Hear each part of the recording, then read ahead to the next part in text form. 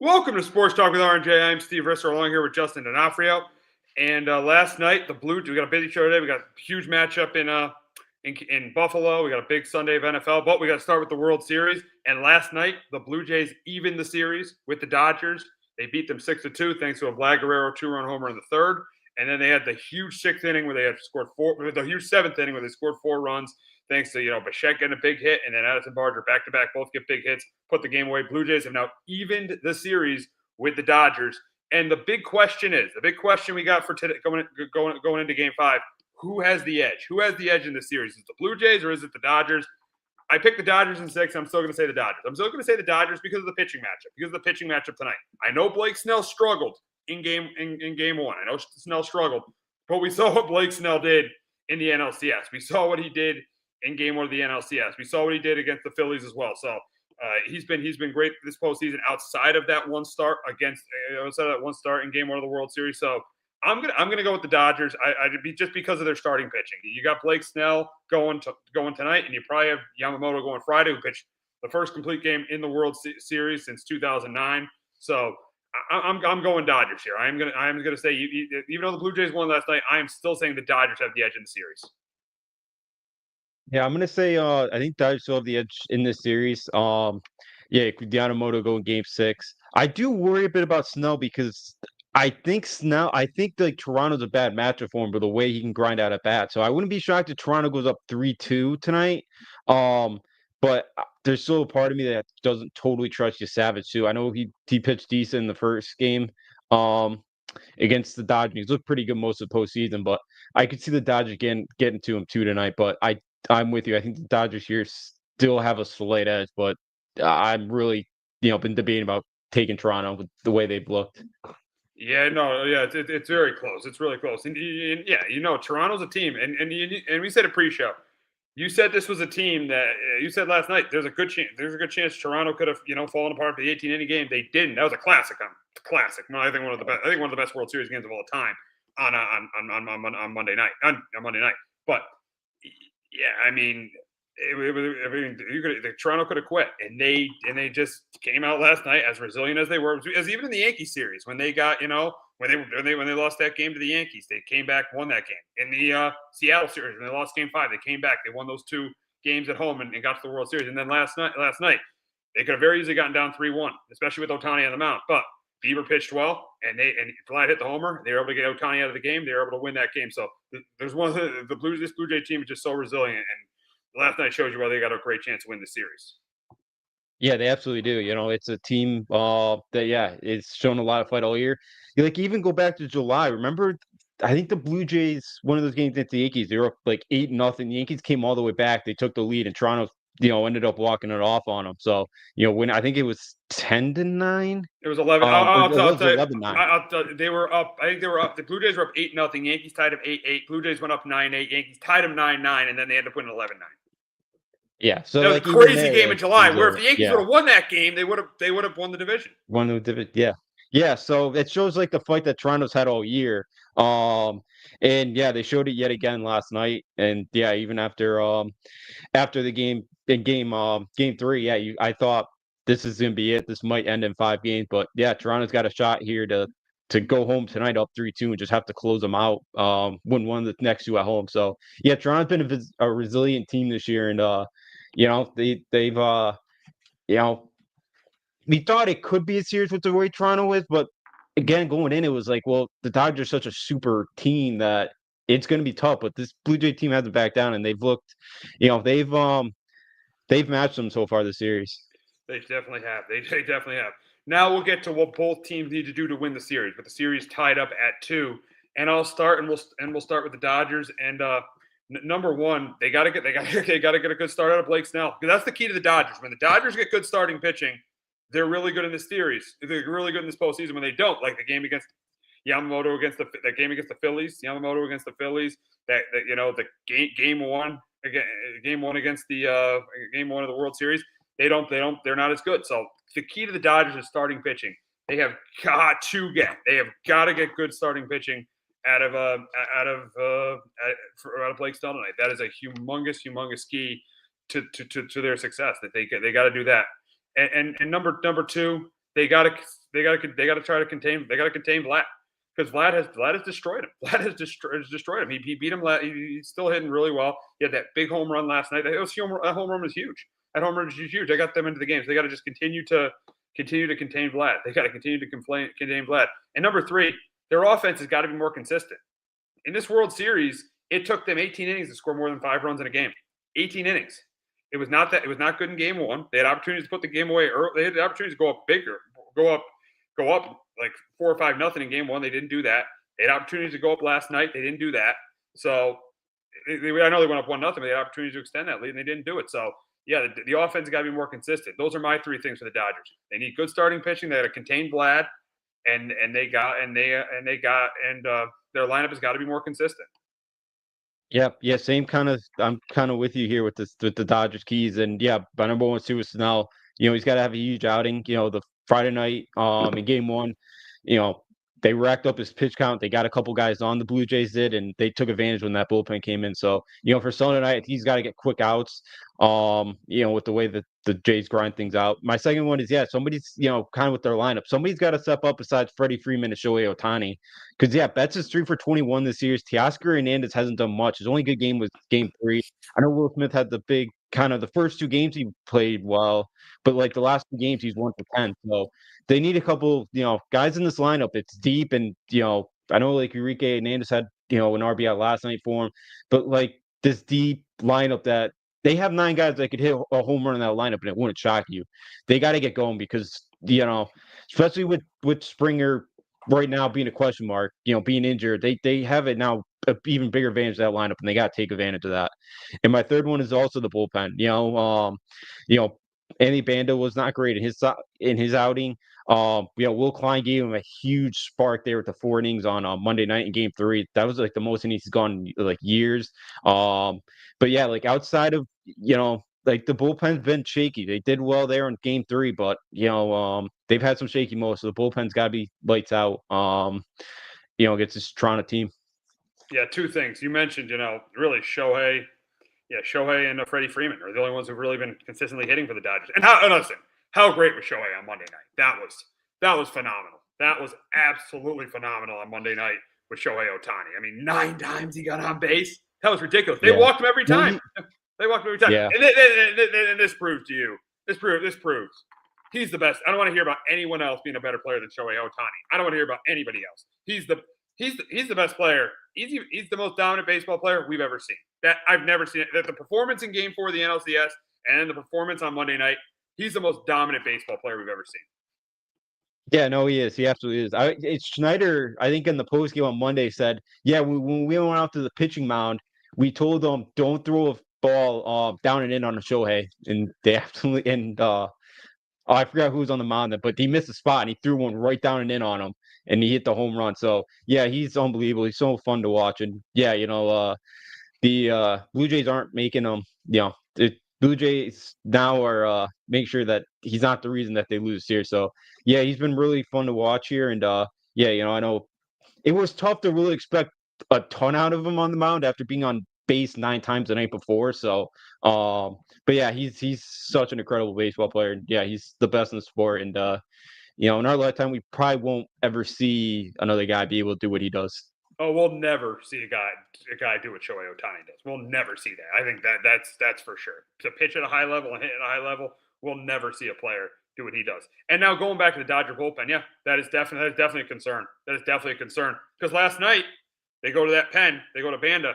He couldn't keep the game. His job was to keep the game close. He couldn't. He gave up those singles back to back to Bichette and Barger. He gave up those singles back to back. And he couldn't keep the game close. So yeah, the Dodger bullpen. And Vesey is not with them in the World Series either. So that makes it. Yeah, this Dodger bullpen's been a major question mark. When Blake Snell came out of the game, gave up the grand slam to Addison Barger too. So they gave up that grand slam. And yeah, so this Dodger bullpen is very, very, very questionable. Very questionable. It's and this has been the most vulnerable it's been. The Blue Jays have made the Dodger bullpen be the most vulnerable that it's been, because they haven't been striking out. They just keep fighting him and putting the ball in play. Yeah, and that's what I love that's why I thought maybe in this series Toronto had a shot to win it because of the way they do grind out at bats, and it's impressive. And hey, if they win the whole World Series, you would hope more teams use their philosophy. Maybe like our team and the Yankees, like Yeah. Maybe they should. Yeah, exactly. They should be yeah, taking notes. Aaron Boone should be taking notes. He should be watching this series. He should be watching this series yeah, because if he doesn't get here, he doesn't get to the World Series next year. He's going to be out of a job. That's a yeah, and guarantee. yeah, it'd That's be a about guarantee. time. Yeah. Yeah, yeah, I'm with you. It should be a decade, and yeah, if you've been there one time, the Yankees wouldn't be great. So yeah, so you hope it goes the other way, where maybe if Toronto does pull this off, less teams are so home run or nothing happy, and we see some less strikeouts. It'd be only good for the game. So yeah, like it's enjoyable to watch Toronto's at bats because they're so good at grinding things out. They don't quit, and they can battle back down. Yeah, 0-2, and they could force a walk. So it's unbelievable to watch. And yeah, it's tough, and that's why Blue could take advantage of that lineup. I mean, of that bullpen, because again, like we've seen it, they were able to run up pitch counts of the Dodgers starters to knock them out early, and that's kind of what they have to wait for. Just grind out the at bats and wait. Just wait until the Dodgers have to go to the bullpen and then strike. They don't just stay within striking distance. So they've been really, really good in that area. Yeah. Now we'll talk about what the Blue Jays got to do to win. What the Blue Jays got to do to win this World Series, and it's just exactly what we just talked about. Get into the Dodger bullpen, and that's what they did in Game 1, and that's what they did in Game 4, and that's why they won those two games. Now they didn't hit the Dodger bullpen in Game 3, but in Game 1, in Game 4, they were able to hit that bullpen. They were able to hit that bullpen, and that was a big reason why they were able to win. They were able to get Blake Snell out of the game. They were able to get Shohei Ohtani out of the game, and they were able to get Tyler Glasnow out of the game in Game 3 as well. But they weren't able to hit. They weren't able to hit the Dodger bullpen in that game. But the two of the in Game 1 and Game 4, they were able to do that. So the biggest key for the Blue Jays, just like the biggest key for Toronto, like we've been saying the entire World Series, get the Dodgers into their bullpen. That is the biggest key for the Blue Jays. Number 2, Savage just got to have a good start tonight. Savage has got to have a good start tonight. He's got to have a start like he did in. I mean, not as good as he was in Game 2 against the Yankees or Game 6 against the Mariners. But Savage, the young pitcher, this is a tough spot for a young pitcher. Being on the road in the World Series, he only pitched 4 innings in Game 1. So this is going to be a tough spot for him because he's going to have to pitch. To me, I feel like he's going to have to pitch better than he did in Game 1 because I feel like the Dodgers are going to I think Blake Snell is going to be better in this game. So I think he's going to have to pitch better than he did in Game 1. So they got to get a good start out of Savage. And number 3, the Blue Jay bullpen's got to continue to be phenomenal, and it's been all postseason. And it started in Game 4 against the Yankees when they threw that bullpen game. When we all as Yankee fans thought they were going to win Game 4, they had that bullpen game. Their bullpen was excellent in that bullpen game, and it's carried them through the entire postseason. I mean, the bullpen's just been. I mean, it was phenomenal in Game 3, and they didn't get it done. It's been great pretty much all postseason. This Blue Jay bullpen has been great. So those are my 3.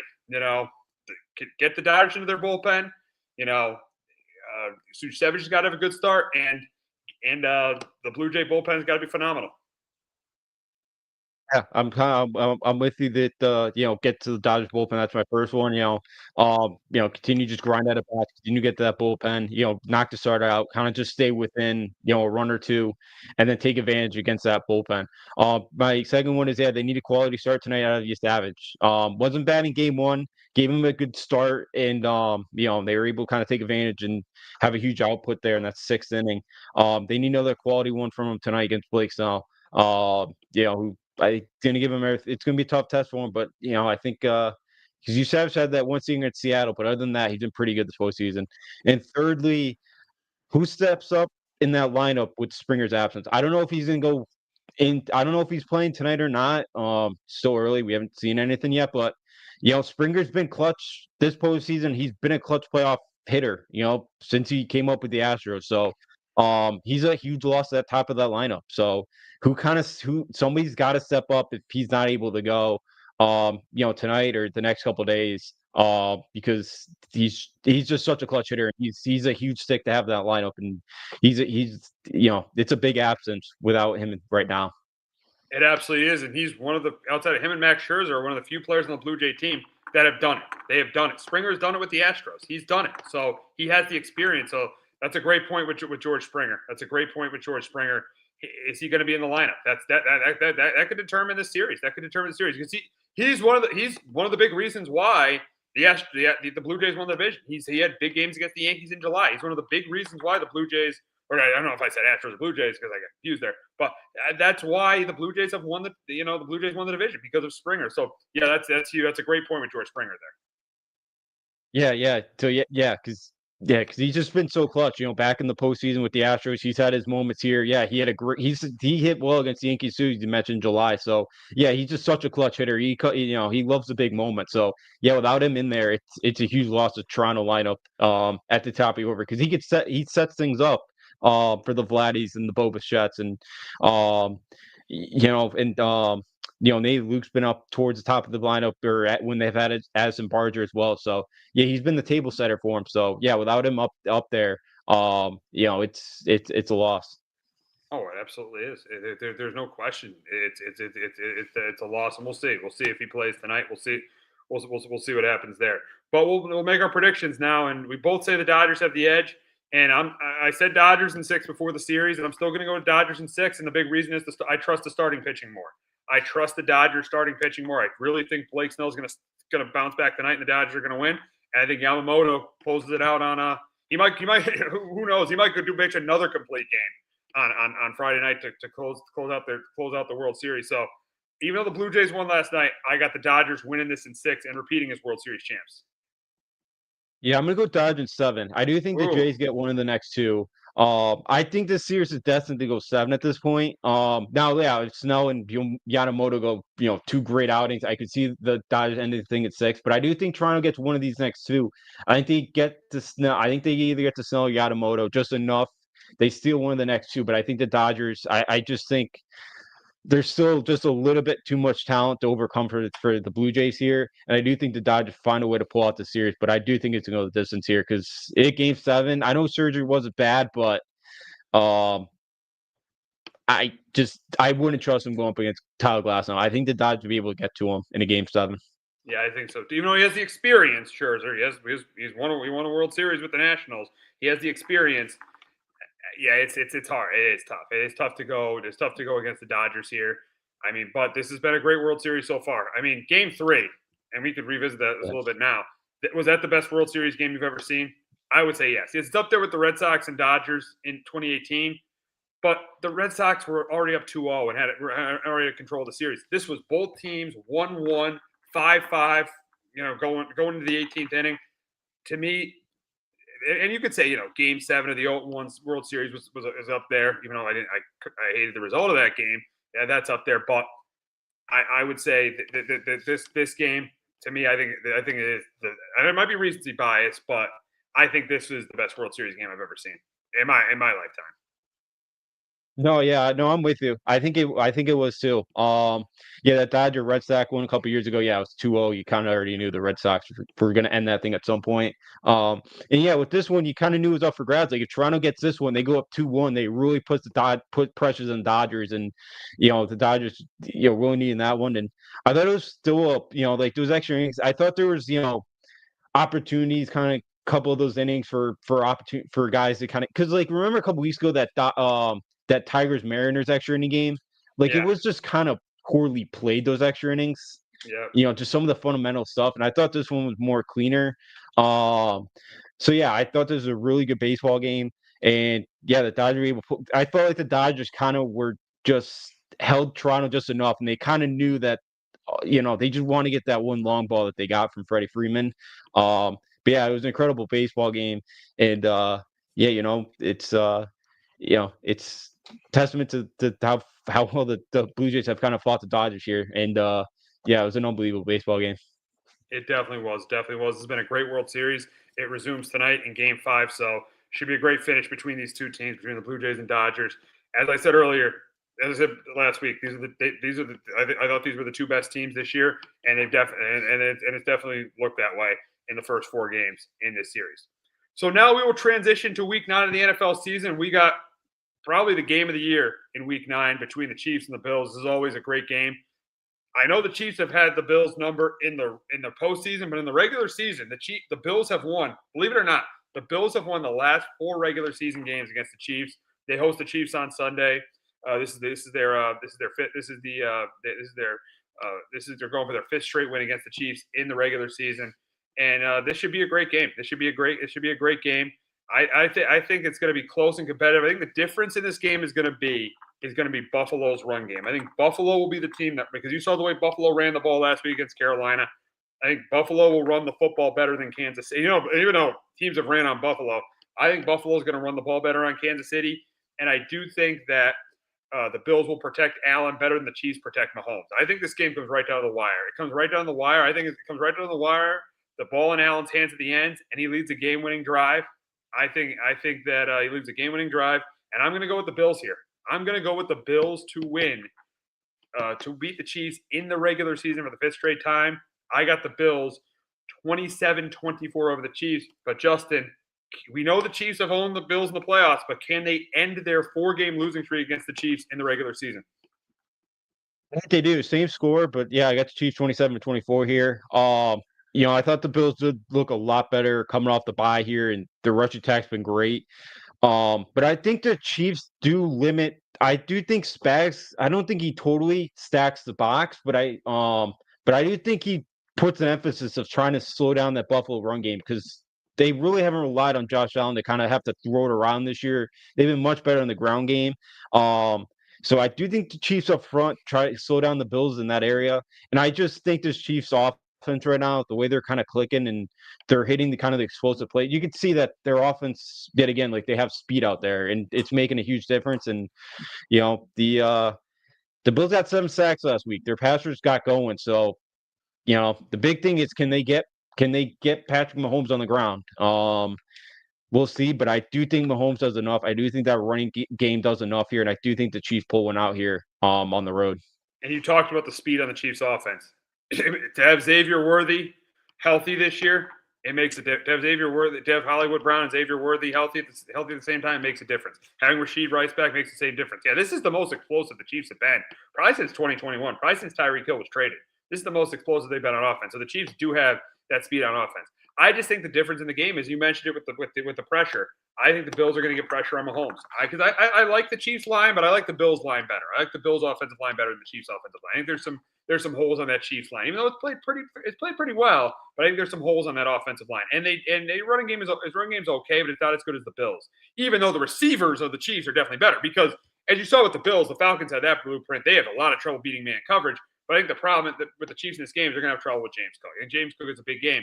As I said, the difference in this game is going to be the Chiefs, the Bills run game, and the Bills getting to Mahomes. I think the Bills are going to get to Mahomes. They're going to get pressure on him and sack him more times. I think the Bills are going to protect the quarterback better, and they're going to run the ball better. And that's why I think it's going to be a really, really close competitive game. But at the end of the day, I'm going to go with the Bills here. And the Chiefs this year, the Chiefs have had a lot of trouble in close games. You look at all their losses. Charger game, that one was close. The game against the Eagles, they were in control, but they lost that game by 3 points. Then the game against Jacksonville, they lost at the end. And most of the Chiefs wins have been runaways. So in close games, the Chiefs have had trouble this year because most of the Chiefs wins, like the Giants, they won by 2 scores. The Ravens, they won that game by 3 scores. The last couple games they won. The win against Washington, Vegas. Yeah, the Vegas win, they won that big. The win against Washington, they won by 3 scores. Yeah, so really they've been beaten. The wins have been by 2 or 3 scores, but the losses in the close games, the Chiefs haven't gotten it done this year in the close games. And this game's not going to be a blowout; it's going to be close. So in a close game, I'm going to take the team in the regular season that's had more success against, and that's had more success, and that's the Bills. And that's why I'm taking the Bills close here. Yeah. Yeah, no, and yeah, because the Chiefs won 11 one-score games last year, whatever it was. And the 3 one-score games they've been in this year, they lost them all. Yeah, so that luck's gonna turn around. It just I don't watch it. Maybe it's not because last year, but they had 10 games that they won by 1 score or less. Yeah, so yeah. You're kind of starting to see that maybe turn a little bit too. So it happens, and yeah, I know the Bills look really good off a bye. I just need to see it because I really did not like the way they played against Atlanta or New England. And I really need to see it one more time for this Bills team before I kind of start to jump back in on them. Because look, I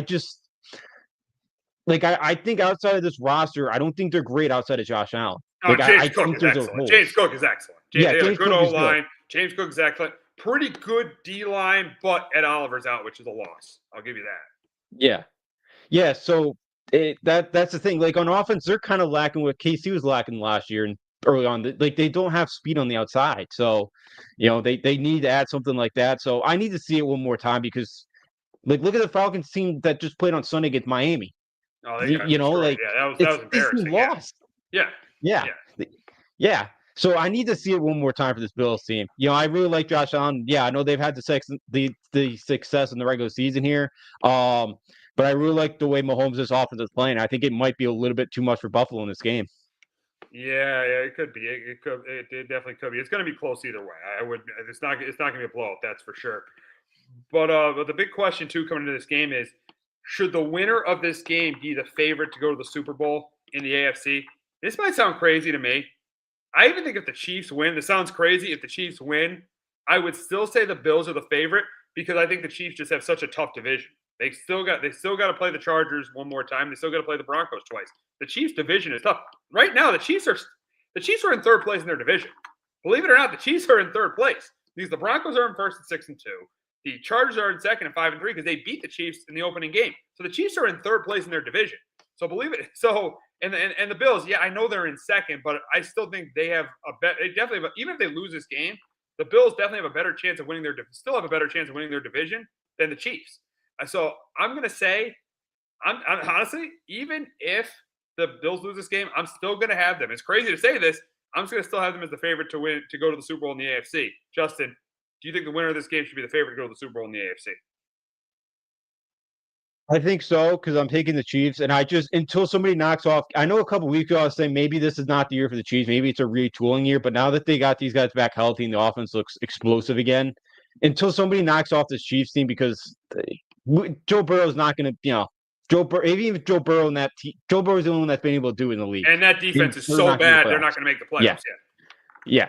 So look, I would love to see that because right now, if the Patriots host Kansas City in the wild card round, I don't love that. I don't love the Drake May first playoff game to go up against Kansas City, even if it's in Foxborough. So until somebody knocks them off, I just have to trust them because look, I like Josh Allen, and I kind of said what I said about the Bills, but like I have to see Josh Allen beat him in the playoffs. I don't, Ravens may not even make the playoffs, but I have to see Lamar knock him off. Daniel Jones and Colts been great. I'm really buying into him, but I need to see. I don't know what I'm getting Daniel Jones in the playoffs. I don't know if that Colts team could beat the Chiefs, even if it's in Indy. I don't love the Broncos defense is great. The offense I'm still a little concerned on. I don't know if I trust Bo Nix to beat Patrick Mahomes in January. So that's the thing. I just don't trust a lot of these other teams in the AFC right now. So I'm gonna say yes because until one of these teams do it, I don't trust them until I see them knock off Kansas City because I do think they got their mojo back right now. Now, a bigger picture AFC question. Even though both these teams are wild card teams right now, the Chiefs are a wild card team and the Bills are a wild card team in the current playoff picture because the Patriots are in first place in their division and the Broncos are in first place in the AFC West. Are these teams still the two top teams in the AFC? And I'm going to say yes. I'm going to say yes. I know, I wouldn't be surprised if the Broncos win the AFC. I wouldn't be surprised. That's the team I wouldn't be surprised with. But the thing is, I'm going to say yes because outside of maybe the Broncos, who else do you trust in the AFC? The Colts are 7-1, but here's the thing about the Colts: they're 7-1, and I don't be they're off to a great start, and Daniel Jones is off to a great start. But we've seen Daniel Jones in big time moments, and it has not been good. And if you look at some of the teams the Colts, let's go through some of the teams the Colts beat. They beat the Titans twice. They beat the Raiders once. They beat the Dolphins once. Cardinals.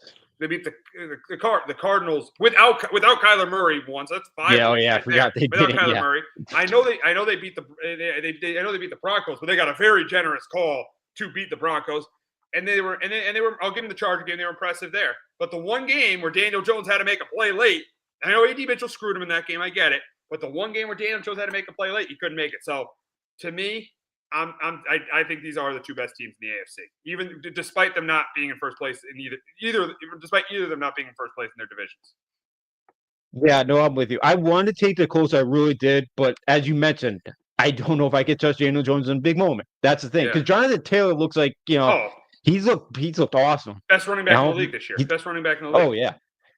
Oh, he absolutely is. He's already got 14 total touchdowns in the year. He might go for more than 30 this year. And Daniel Jones has looked great. But yeah, you mentioned it's a schedule because it's the same thing. I would love to say my Patriots are up there, but we really haven't seen, besides the Bills game, they really haven't been tested yet. So that's the thing. I would love to go Indianapolis, but I still have to take the Chiefs here and the Bills because Ravens are banged up. So I know maybe Lamar comes back this week.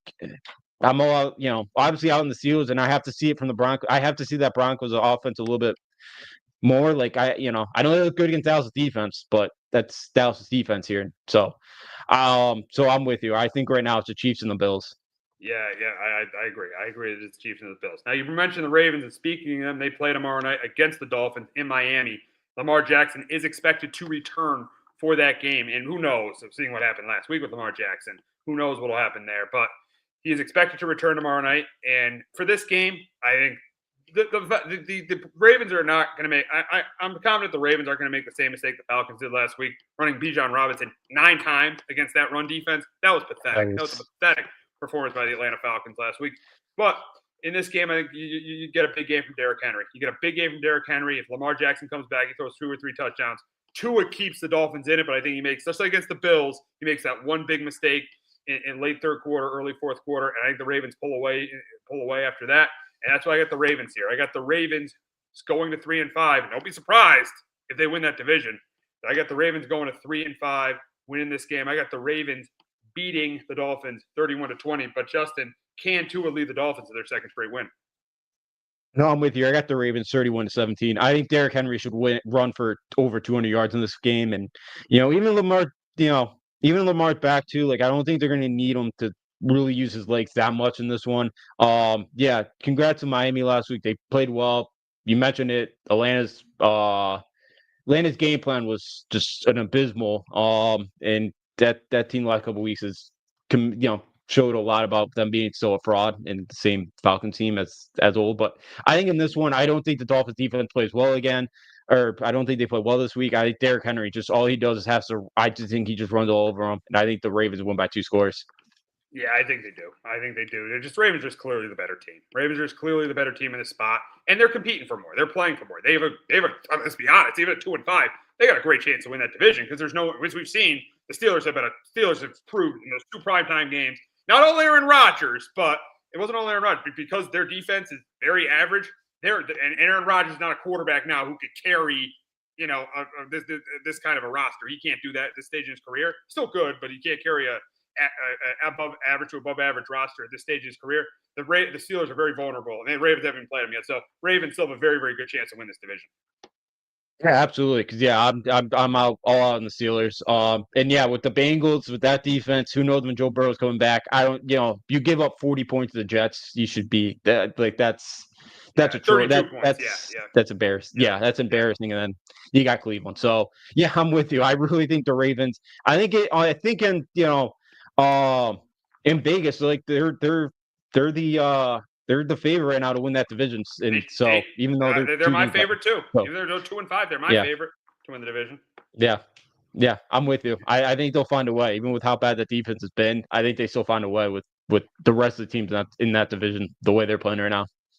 Yeah, I think so. I think the Ravens have a very, very good chance to win that division. Now, moving on to the Sunday night game this week, we got the 5-2 Seahawks, and we got the Commanders, who are in we need to win this game. The Commanders need to win this game against Seattle, but the issue is, I don't think the Commanders, they've had issues with health. Laramie Tunsil missed the game. They just haven't been healthy all year, the Commanders. They haven't been healthy, especially on the offensive side of the ball. Debo's missed time. Jaden Daniels has missed time. Laramie Tunsil missed the game Monday night. Terry McLaurin's obviously missed time. So they really haven't been healthy all year offensively, and they might not be healthy Sunday night. And the Seahawks, that defense is playing, man. That defense, that's a good defense. That's a top 10 defense. Sam Darnold, we got to stop saying Sam Darnold's not a good quarterback. I mean, he's won 19 of his last 24 starts. And he's a good quarterback right now. Sam Darnold's a good quarterback. Yeah, he has that one bad turnover a game, but he's a good quarterback. Good quarterback. Seahawks can run the ball. And I think in this game, it's going to be because of the running game. I think Kenneth Walker's going to have a good game on the ground. I think Sam Darnold's going to throw a couple touchdown passes. We don't know if Jaden Daniels is going to come back, but I think the Seahawks defense forces Jaden Daniels to be one-dimensional, forces a turnover. I think it comes down to the end, but I'm going Seattle here. I'm going Seattle to go to 6-2. Commanders to go to 3-6, and we talked about it. We talked about earlier with the Chiefs. The Commanders win a lot of close games last year, and it seems like they've kind of regressed this season because of it. And I think they continue to regress. I'm going Seahawks here. I'm going Seahawks.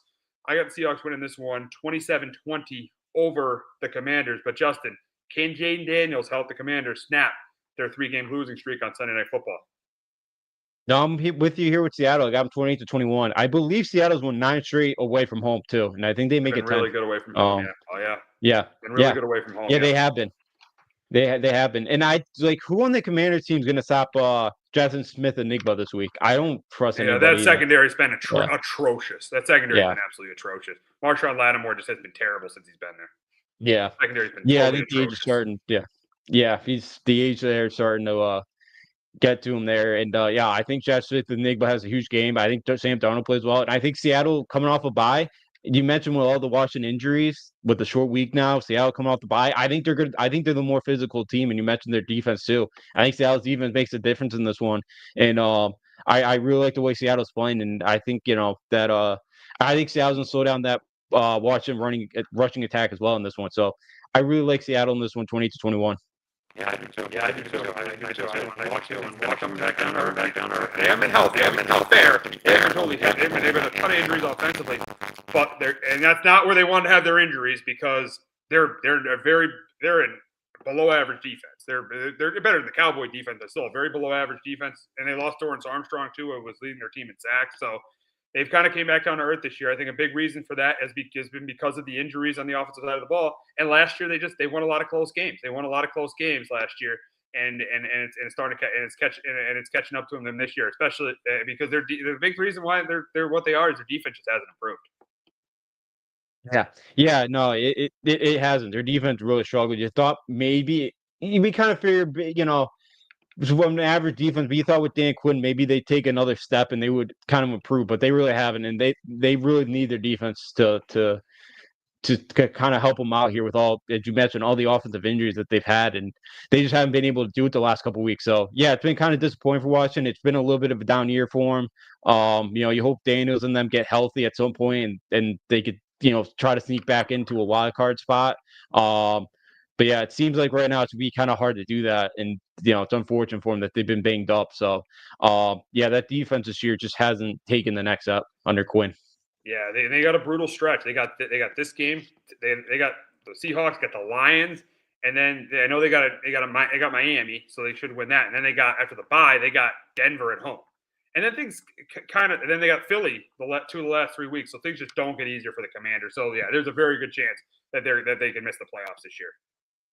Yeah, totally could. And, it's unfortunate with the way how good things went last year. And, maybe this is just kind of a blimp on the radar year and they just need to get healthy. And next year they'll kind of figure things out and be better and, fix that defense a little bit in the offseason. So, with that schedule coming up, it's tough with the way the Lions are playing, the Broncos, and, having the Eagles twice the last couple of weeks where maybe the Eagles aren't playing for anything late down this. Well, they're probably still playing for the 1 seed, you would think. So they're probably, so I don't even know if you can kind of try to steal one if the Eagles are resting everybody. So unfortunately for Watch, it might be pretty tough to get back to playoffs this year.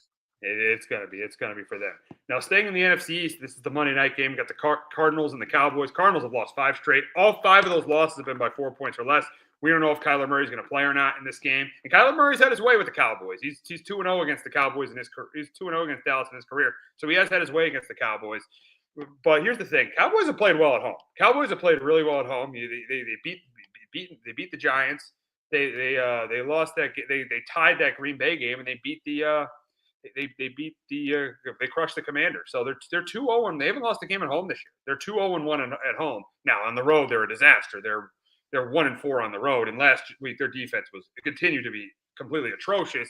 And they have a guy in Green Bay who's helping them be one of the top defenses in the league. Maybe you should have given that guy a second contract. That's what a top organization does.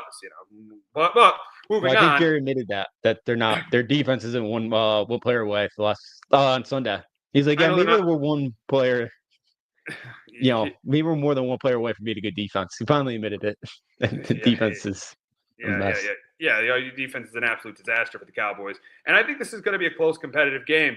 But because of the way the Cowboys have played at home and because of how bad Arizona has been in close games. Arizona has been so bad in close games this year.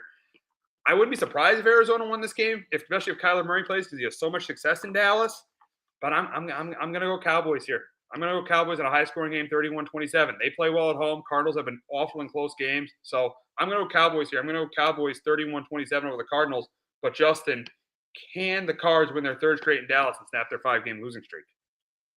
No, I'm with you at the Cowboys as well. 30-28. I'm with you. I think this is gonna be a shootout. I think, Dak Prescott's gonna light this Cardinals defense up right now. And yeah, the Cardinals have, every game for the Cardinals seems like it comes down to the final possession. I think it does again. But you mentioned Arizona, they're a young team that just has to figure out a way to win some of these football games, and they haven't of late. And I think they struggle again to try to win another one late. And I think Dak plays well. Even if Khaled doesn't play, I think Jacoby Brissett's going to play pretty well, and I do think he'll have a pretty good game against this Dallas defense here. But I think but I trust Dak in that offense. They weren't great offensively last week; they had their issues, but I think they bounced back this week at home. And you mentioned they played really well at home this year, and I think that continues Monday night. Yeah, they play. Yeah, I trust Dallas at home against an opponent that if Dallas wants to get to the playoffs, they have to win this game. They have to win this game. You're at home where you played well against a team you should beat. This is a team you should beat if you're the Cowboys. This is if you want Jerry to be selling you a bill of goods, how they're as good as they are as good without Micah Parsons. This is a game you need to win. National TV. It's a spot that you need to win. Dallas needs to win this game. If the Cowboys don't win this game, I have a very, very hard time seeing them make the playoffs. Yeah, no, I'm with you. They would because you need to win this one at home here. And with their schedule coming up, they still got the Eagles on the schedule one more time. They still got the Chiefs, the Lions, the Chargers. So they got a tough schedule too. So yeah, for that Cowboys to want any hope to make a playoffs, this is definitely a game they got to win here on Monday night. Absolutely, they definitely have to win that game. Now we'll stay in the NFC. The Niners are the 7th seed right now in the NFC playoffs, and they're playing the Giants this week. And listen, I know the Giants got hosed on that call with Thibodeau. That is absolutely not the reason why they lost the game last week. The reason why they lost the game is their run defense was absolutely pathetic. Pathetic against the Eagles. Second play of the game, Saquon Barkley, takes it 65 yards to the house. And you just knew, and you just, I mean, and then they were able to score. They were able to tie the game, and they had that bad call. But then when Scadaboo got hurt, the air just went out of the balloon. But the big reason why they got crushed last week was the run defense was absolutely terrible. There was a time in that game last week where, at 24-13, Burns had the big sack. They had 2nd and 31, and they gave up a first down to Tank Bigsby on 2nd and 31. That is just terrible. I don't understand why Shane Bowen still has a job. I really don't. I am so done with this defensive coordinator. He is so bad. So bad. And one of Daboll's worst moves was firing Wink Martindale. I still don't get why Daboll just couldn't get along with Wink Martindale. He was a good defensive coordinator. This defensive coordinator is absolutely terrible. Terrible. He's a terrible defensive coordinator. And last week continued to prove it. They beat the Eagles 34-17. 2 weeks later they lose them 38-20. Just so this Giants team to me, I like the way Jackson Dart is playing. I really like the way he's playing. That's why I think they should be in all these games because of Jackson Dart. But the problem is this defense has completely underperformed. This week they got the Niners. And I think this is a close competitive game. And I think the difference in this game is Christian McCaffrey's. He hasn't had a lot of big games on the ground this year, but I think he does. I think he has a huge game. I think he has a big game in the pass game, and I think he has a big game on the ground. I think he has a huge day, no matter who starts. If it's Brock Purdy or Mac Jones, I think he has a big day. And I think Jackson Dart will play well. But I think not having Scadaboo is going to hurt the offense a little bit. It's going to hurt the offense. I think the game's going to come down to the end. It's either going to come down to the end where the Giants have to lead and the defense blows it, or the offense just can't get the job done at the end, or they turn the ball over. Salah's defense forced the turnover, and that's why I got the Niners here. I got the Niners in this spot, going to 6-3. I got the Niners winning this game, 24-20. I like Jackson Dart, but I would like to see a new coaching staff at the Giants next year. That's why I got them falling to 2-7 for the 3rd year in a row under Brian Daboll. I got the Niners here, 24-20. But Justin, can Jackson Dart? He's not lost at home yet this year. Can Jackson Dart stay undefeated at home for the Giants? No, I think they go down this week. I got the Niners as well, 24-21. I almost did pick the Giants because it's such a tough spot for the Niners. They were on the road last week in Houston. Now got to come to the East Coast. So I did almost go to the Giants, but I just don't know how much air is left in that balloon from this team. The Cam Scadaboo injury, the way you guys lost last week. Yeah, and I don't blame you either for being mad at this coaching staff, especially the defensive coordinator. That was atrocious last week, and yeah, the defense does not seem like getting any better. Thought I saw something too. Carl Banks called out Dexter Lawrence. Like He that's did, not. and he was right. Uh, He was right about it, Carl. He was that's right about it. he's Dex just right. has not been anywhere. He's still a decent. He's still a good player, but he's not been anywhere near as dominant as he was before he got hurt last year. He just hasn't been, especially against the run. He was terrible against the run last week, and he was right to be called out. Carl Banks should have called him out. Yeah, and we'll see if Dexter Lawrence answers the call. But I'm with you. I think CMC plays pretty well this week. I think he has a big game on the ground here. Maybe they get Brock Purdy back, which I think will help the offense out a bit in this one. But yeah, Dark's going to make some plays. Dark's going to keep him in it. He's going to keep playing well. But I do think the Niners do bounce back this week, and they do go into MetLife and find a way to pull out a victory. And this is similar. This is kind of getting similar to that. And I never expected this because I think this team has more talent than the Pat Shurmur team in 2019. But this is kind of getting similar to Pat Shurmur's second year with the Giants when they had Daniel Jones as a rookie. It's kind of similar to that where, Daniel Jones played pretty well that year, but the defense was just absolutely atrocious. And they just couldn't win games. And the coach made a lot of bad in-game decisions, and then Shurmur lost his job. I feel like the same thing is kind of happening right now with Brian Daboll that happened with Pat Shurmur in 2019. Yeah, it seems like it. Yeah, because Daniel Jones got his shot there. Yeah, your defense was horrific that year. Horrific, but they didn't have the talent this defense felt, has. This defense should be playing much better than it is. Yeah, this team does. Yeah.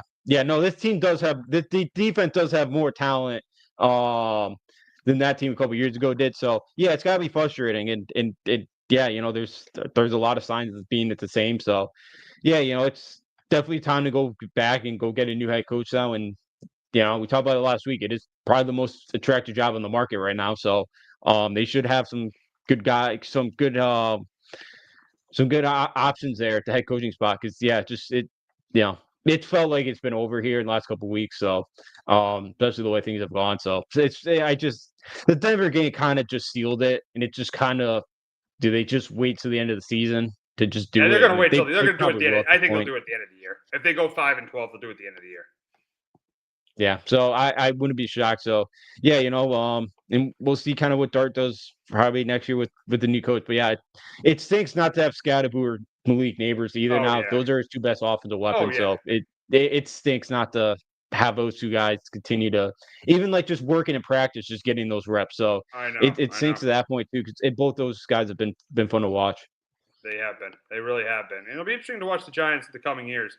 But they're gonna struggle. They're gonna struggle this year. It's just as simple as that, especially without Scat and without Malik Neighbors. Now we will get to your team, and for people who aren't watching us, you've got a Patriots shirt on. They have won, 5 in a row. They're 6-2 right now in first place in the AFC East. Yeah, Drake May has been absolutely phenomenal. He's been great, and they host the Falcons, who have not been playing well at all. And I think they continue to have success. I think the Falcons might stay in early, get some pressure, contain your run game, get some pressure. But I think the thing is their offense it's a bad matchup against your defense because I don't care if Cousins plays, I don't care if Penix plays. You guys are going to – I have a good feeling you guys will contain Bijan Robinson, and you'll force a couple turnovers. And I think Drake May will throw a couple touchdown passes. This game might be close for a half, but in the second half, I think you guys pull away. I got you guys winning this one 24-13 over the Falcons. I got you guys beating the Falcons 24-13 on Sunday. I got you guys winning this game against the Falcons. I got you guys winning your 6th in a row. I got you guys winning 6 in a row, winning at 24-13. And Justin, I assume you got – seeing as you got that shirt on today, I assume you got the same. Yeah, I got the Pats here as well, 27-17. Yeah, Atlanta hasn't played well on the road. Last week was pathetic. I don't care if it's Penix or Cousins. I don't think it makes much of a difference. You mentioned the Patriots stopping slowing down running games. A running back has not gone over for 50 yards against the Patriots yet this year. So yeah, that's big. That's big. That's why the additions of like a Robert Spillane's a huge addition. Good run stopping linebacker right there. Played really well this year. Yeah. And what were we going to say? Last year this team couldn't. Because I was going to say last year this team couldn't stop a run. Now they were, I think, worse in the league, weren't they? They were one of the worst. Second. But that shows you the coaching difference, a major coaching difference with Mike Vrabel. He's got it absolutely has. And when we hired Shane Bowen, who was with Vrabel, that wasn't Shane Bowen. That was Mike Vrabel, the reason the Titans were stopping the run so well. It was not Shane Bowen. Yeah, no, it does show now. It definitely shows now. So, yeah, Mike Vrabel's done an unbelievable job. Drake May's look better and better each week. He throws the best deep ball in the sport. Oh, Drake it's May so does. good. It's And that's what it's Jason. I was watching the Titan game. That's what Jason McCourty said. Throws the best deep ball in the league. Yeah, he does. It's right on money every single time. And Mekhi Lemon from USC, Patriots number one pick or first round pick, deep threat from USC. Oh, That's you're yeah. calling it right now. We had a wide receiver. They got number one for him eventually. I know Booty stepped up. Diggs has played well. Douglas has had his moment. So I know the wide receiver core has been pretty good, but my one word with the Patriots is this is not a deep team. They've been pretty good surviving the injury bug, but like you get a Booty go down, you get maybe another one of these running backs go down, or somebody on the defense, like they're just not deep. So they got to stay healthy. That's my kind of worry right now. But yeah, my other thing is too, the defense has given up points in 6 of the first 8 drives this year. So they do have to come out and start better. It's not fall behind this week. That would be big. I know Vrabel's put an emphasis on that, so they've been. But the way they're playing, they've been great. And I know the schedule's been easy, but they've been killing all these teams lately. And that's the thing. It's not like they're finding close wins.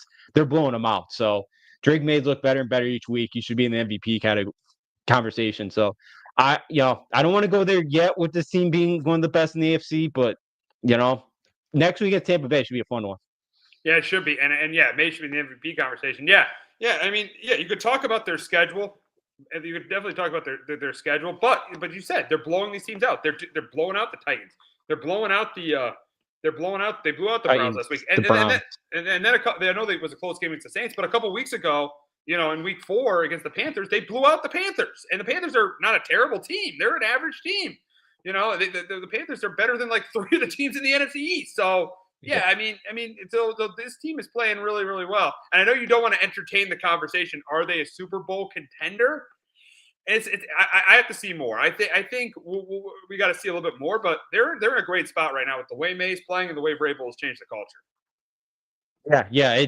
He's absolutely changing the culture. I'll have maybe a better answer next week when they go to Tampa Bay, and maybe later in the season when Buffalo again, and you expect Baltimore to be more healthy by the time they face them in Week 16. So yeah, by then I'm gonna maybe have a little bit better of an answer. But this year it's kind of, hey, get to the playoffs, see what happens, and kind of just be a learning experience, because I'm not expecting this team to go to the Super Bowl this year.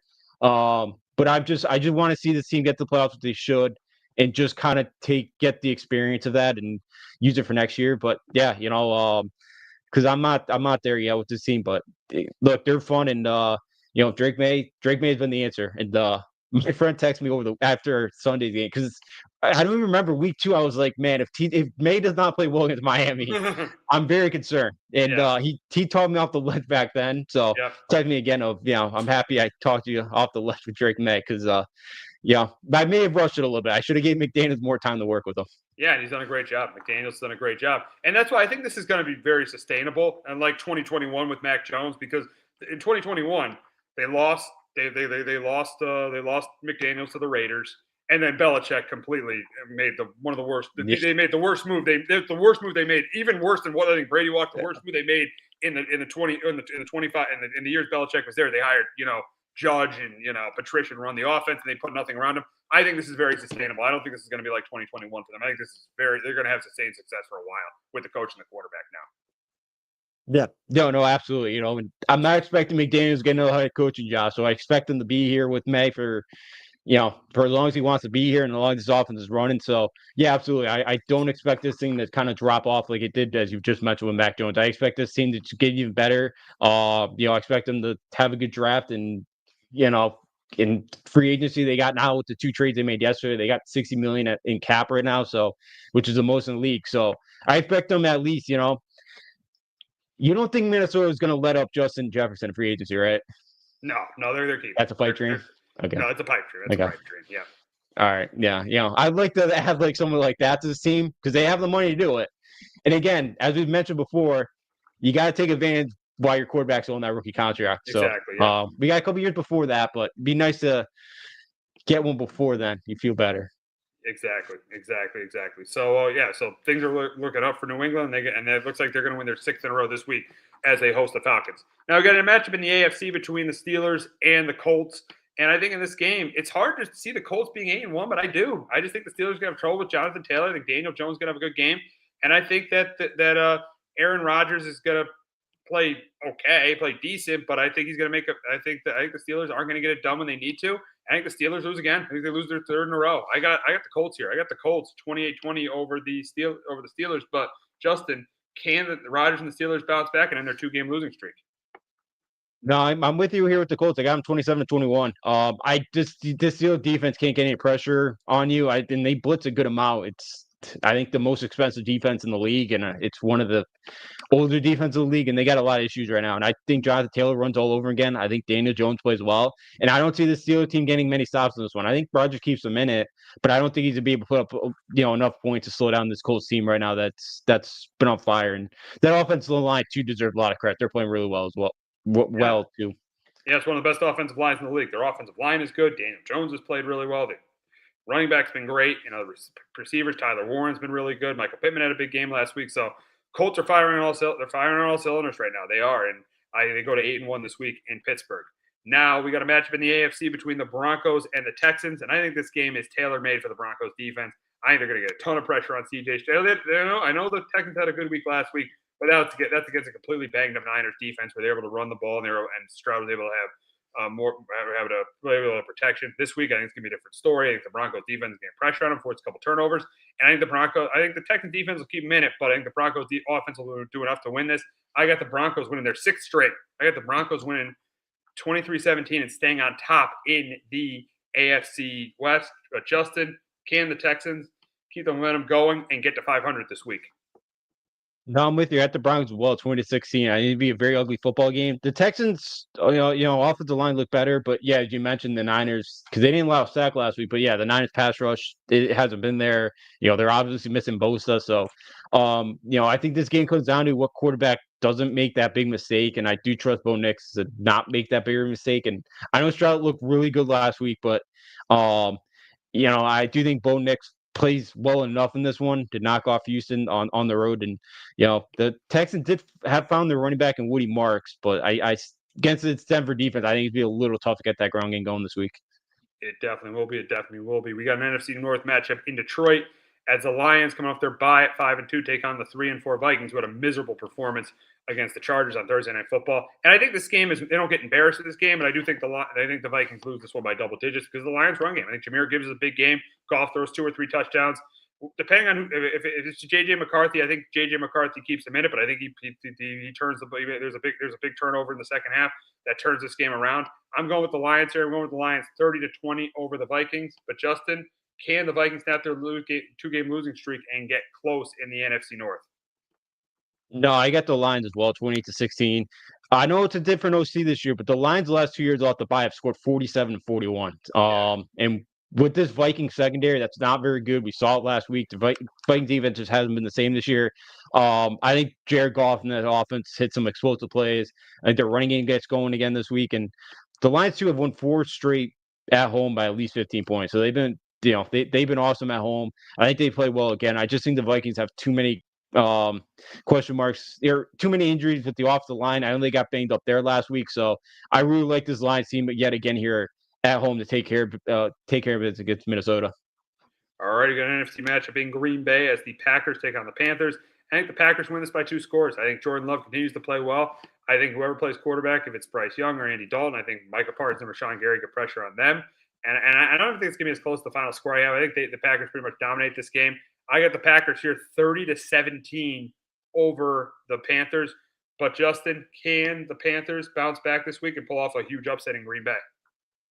I do think they keep it closer. But I do have the Packers 27-20.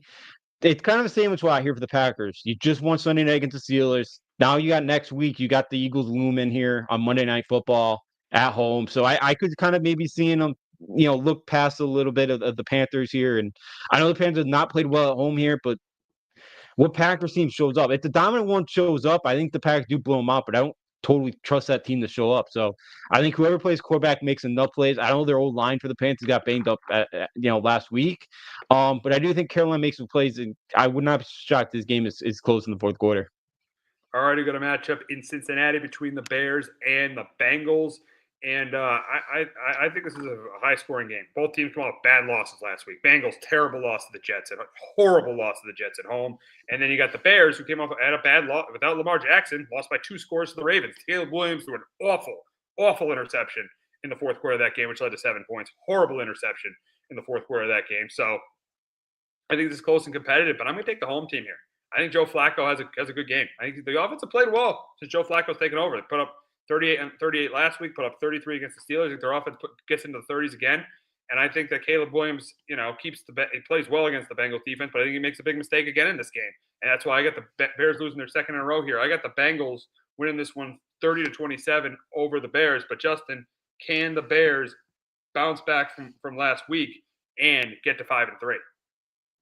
Yes, I'm taking Chicago this week, 30-24. Yeah, you mentioned both teams pathetic last week. I know you heard Zach Taylor this week threw his defense on the bus saying, we need to find a leader. Somebody needs to step up and be a leader. Maybe you shouldn't have fired. How about maybe you should have fired your defensive coordinator, who's doing a really good job in Indianapolis, and Lou Anarumo. Or maybe Mike Brown, the GM, should draft guys on that side of the ball instead of putting all the money into the offensive side of the ball. T. Higgins, you can let T. Higgins walk. That's okay. And not put all the pretty much outside of Trey Hendrickson, and he's only on a 1-year deal. Don't put all the money into one side of the ball. How about you put some money into that defensive side of the ball, which has been atrocious for 2 years.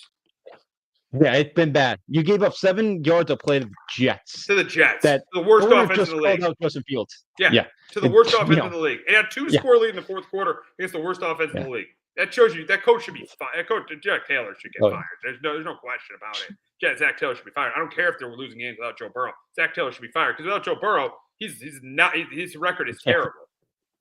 Oh yeah, it's bad. He should have been fired a couple of years ago.